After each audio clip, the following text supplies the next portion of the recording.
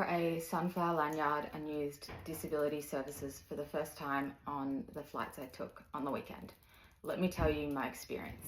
So at the end of last week, I flew for the first time wearing my Sunflower Lanyard, which shows that you have a hidden disability, and many airport staff are trained in recognising that lanyard. Also, when I had booked my flights, I went onto the Virgin Australia website and selected specific disability accommodations that I needed. I arrived at Melbourne Airport and I went to the check-in.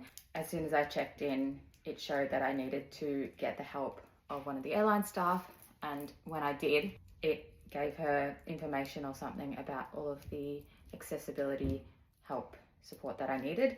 It was really helpful because I cannot walk long distances, so someone checked in my bags for me, and then I was taken in a wheelchair through security. The thing that really surprised me is that when I arrived at security, I was wearing my big ear defenders and I had to take them off to put them through the X-ray security check.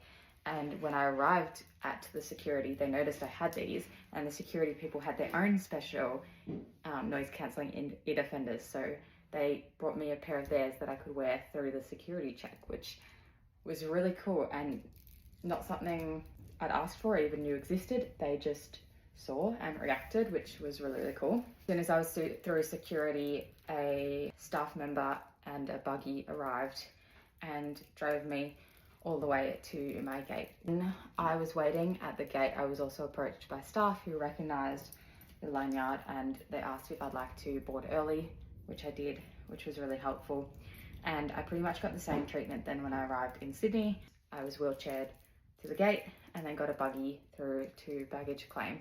So that was a really, really good experience travelling from Melbourne to Sydney airports with Virgin Australia. A lot of those I had personally selected on the website. I didn't really know how they would address it. You know, like I said, I couldn't walk long distances, but I didn't know how they would address it, but it was really, really well done.